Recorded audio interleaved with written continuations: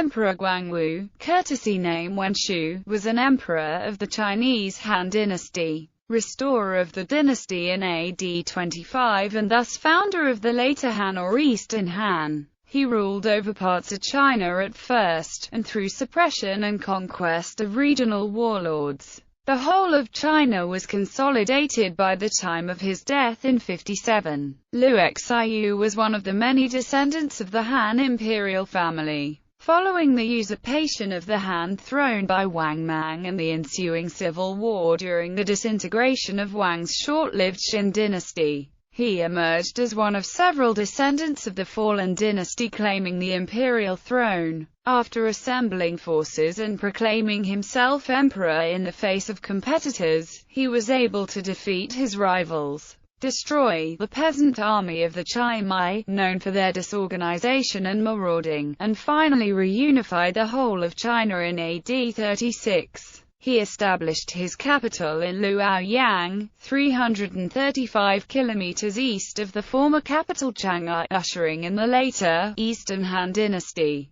He implemented some reforms aimed at correcting some of the structural imbalances responsible for the downfall of the former, Western Han. His reforms gave a new 200-year lease on life to the Han dynasty. Emperor Guangwu's campaigns featured many able generals, but curiously, he lacked major strategists. That may very well be because he himself appeared to be a brilliant strategist. He often instructed his generals as to strategy from afar, and his predictions generally would be accurate. This was often emulated by later emperors who fancied themselves great strategists but who actually lacked Emperor Guangwu's brilliance, usually to great disastrous results. Also unique among emperors in Chinese history was Emperor Guangwu's combination of decisiveness and mercy. He often sought out peaceful means rather than bellicose means of putting areas under his control. He was, in particular, one of the rare examples of a founding emperor of a dynasty who did not kill, out of jealousy or paranoia, any of the generals or officials who contributed to his victories after his rule was secure. Family background: Liu Xiu was the sixth-generation descendant of Emperor Jing of the former Han. He was the son of Liu Qin, magistrate of Nandun County. Liu Qin was the son of Liu Hui, vice-governor in charge of military affairs for Zhulu Commandery. Liu Hui was the son of Liu Wei, governor of Yulin Commandery. Liu Wei was the son of Liu Mei, known posthumously as Marquis Ji of Chongqing. Liu Mei was the son of Liu Fa, known posthumously as Prince Ding of Changsha. The Prince of Changsha was a brother of Emperor Wu, a famous emperor of the former Han, and he was the son of Emperor Jing. Liu Qin was married to the daughter of Wan Fanchong, and he and his wife had three sons, Liu Yan, Liu Zhong, and Liu Xiu. Liu Qin died early, and the brothers were raised by their uncle Liu Liang. Liu Yan was ambitious, and ever since Wang Mang usurped the Han throne in 8 and established the Qin dynasty, Liu Yan was constantly considering starting a rebellion to restore the Han dynasty. Liu Xiu, in contrast, was a careful man who was content to be a farmer. However, his brother-in-law Deng Chen, the husband of his sister Liu Yuan, who believed in a prophecy that a man named Liu Xiu would be emperor, constantly encouraged him to be more ambitious. Participation in his brother's rebellion. In 22, with virtually the entire empire rebelling against Wang Mang's incompetent rule, Liu Yan prepared his rebellion. He planned, along with his brothers, and Li Tong and his cousin Li Yi, to kidnap the governor for Nanyang Commandery and call for the people of the Commandery to join him. When the young men of their home territory of Chongqing heard about the rebellion, they were all scared to join, until they saw that Liu Xiu was part of the rebellion as well. Figuring that if even a careful man like Liu Xiu was part of the rebellion was carefully planned.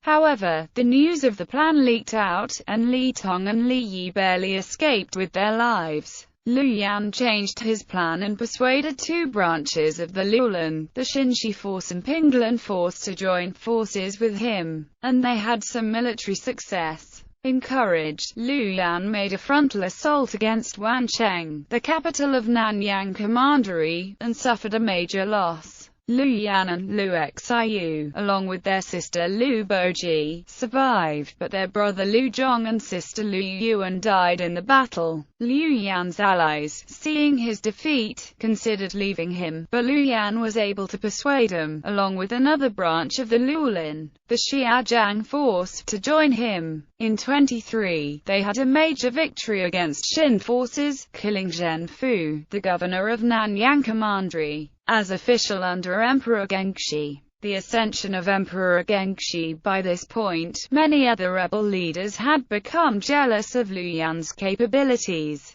and while a good number of their men admired Liu Yan and wanted him to become the emperor of a newly declared Han Dynasty, they had other ideas. They found another local rebel leader, Liu Shan, a third cousin of Liu Yan, who was claiming the title of General Gengshi at the time and who was considered a weak personality, and requested that he be made emperor. Liu Yan initially opposed this move and instead suggested that Liu Shan carry the title Prince of Han first. The other rebel leaders refused, and in early 23, Liu Shan was proclaimed emperor. Liu Yan became prime minister. Liu Xiu, along with many other rebel leaders, carried the title general. The Battle of Kunyang. Liu Xiu would be instrumental in the key victory that sealed Huang Mang's fate. Wang, aware that Emperor Gengshi was becoming a major threat, sent his cousin Wang Yi and his prime minister Wang Zun with what he considered to be overwhelming force, some 430,000 men, intending to crush the newly constituted Han regime.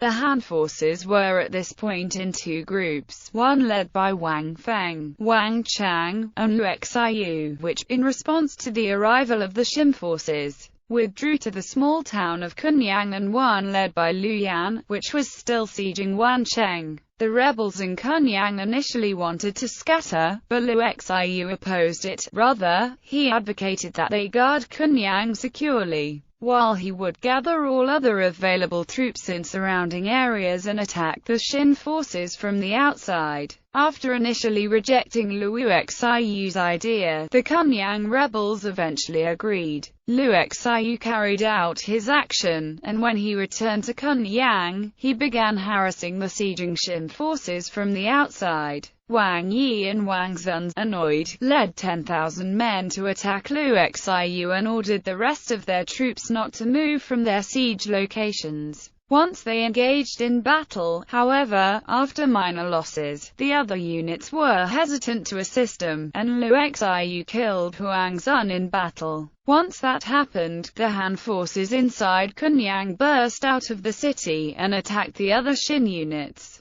and the much larger Xin forces suffered a total collapse. The soldiers largely deserted and went home, unable to be gathered again. Wang Yi had to withdraw with only several thousand men back to Luoyang. This was a major blow to Xin, psychologically. After this point on, there would be no hope for it. Liu Yan's death and Liu Xiu's bare survival. The very first major incident of infighting in Emperor Gengshi's regime would happen in this time, though. Emperor Gengshi was fearful of Liu Yan's capabilities and keenly aware that many of Liu Yan's followers were angry that he was not made emperor. 1. Liu Ji was particularly critical of Emperor Gengshi. Emperor Gengshi arrested Liu Ji and wanted to execute him, but Liu Yan tried to intercede. Emperor Gengshi, encouraged by Li Yi and Zhu Wei, took this opportunity to execute Liu Yan as well. At this time, Liu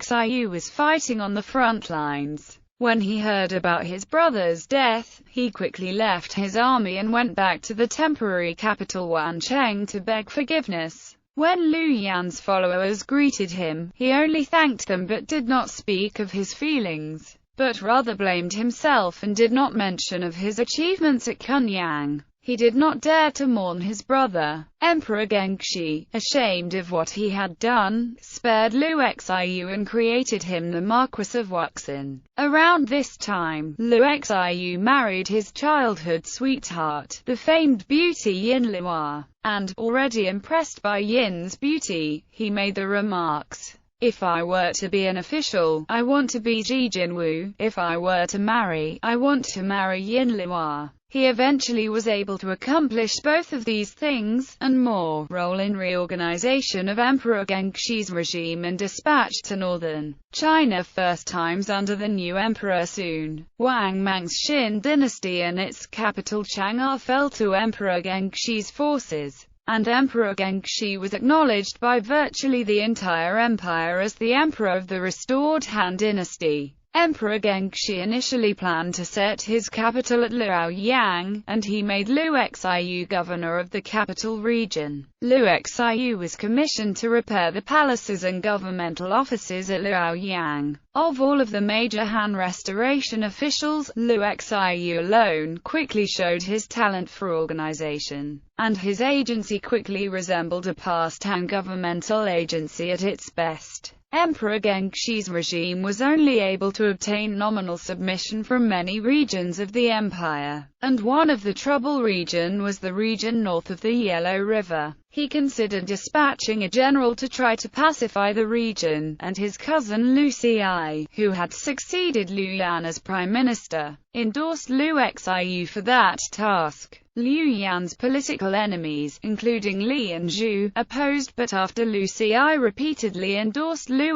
Xiu, Emperor Gengxi relented and, in autumn 23, he sent Liu Xiu to the region north of the Yellow River. Liu Xiu was initially met with great gladness by the people north of the Yellow River. It was around this time that his later prime minister, Deng Yu, joined him. Other later important figures who joined him around this time included Feng Yi and Geng Chun. Deng, seeing that Emperor Gengxi lacked abilities to rule, persuaded Liu Xiu to keep his sights broad and consider eventual independence. Northern expedition. Liu Xiu would soon have a major problem on his hand, however, in winter 23, as he faced a pretender for the Han throne. A fortune teller in Handan named Huang Lang claimed to be actually named Liu Xiu and a son of Emperor Cheng. He claimed that his mother was a singer in Emperor Cheng's service, and that Empress Zhao Feiyan had tried to kill him after his birth,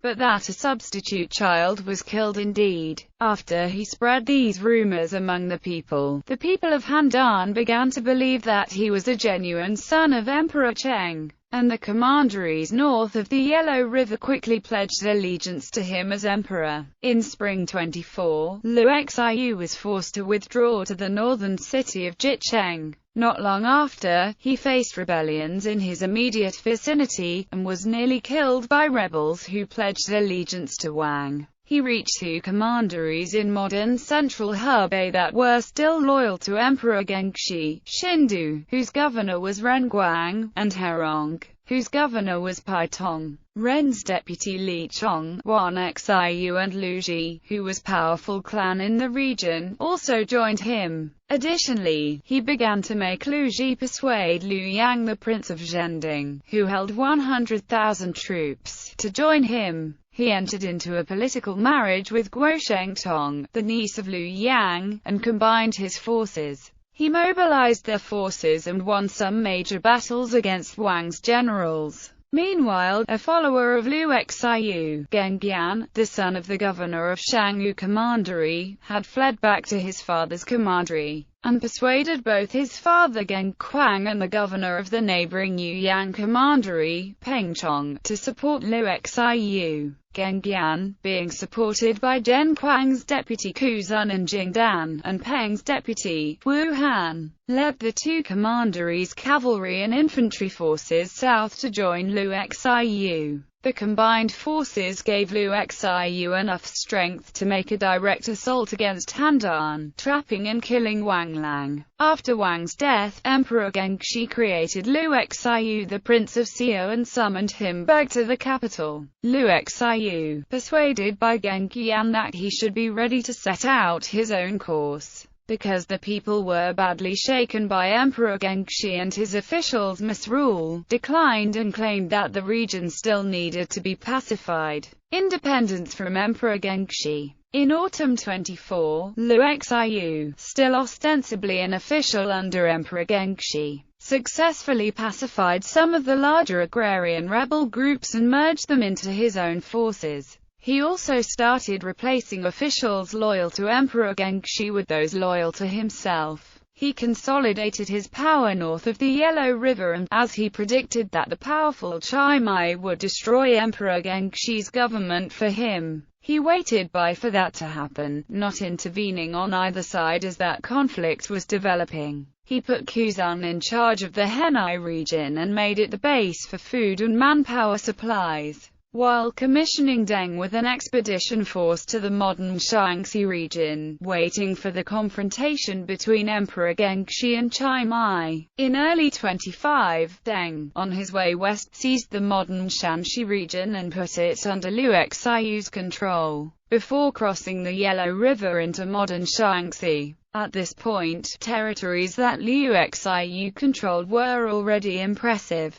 compared to any other regional power in the empire broken apart by civil war, but he still carried just the title Prince of Xiu and still ostensibly was controlling those territories as Emperor Gengshi's deputy, even as he was already engaging militarily against some generals loyal to Emperor Gengshi, who was the deputy of Xie Gong, to join him. In summer 25, after repeated urging by his followers, he finally claimed the title of emperor and the right to succeed to the Han throne, as Emperor Guangwu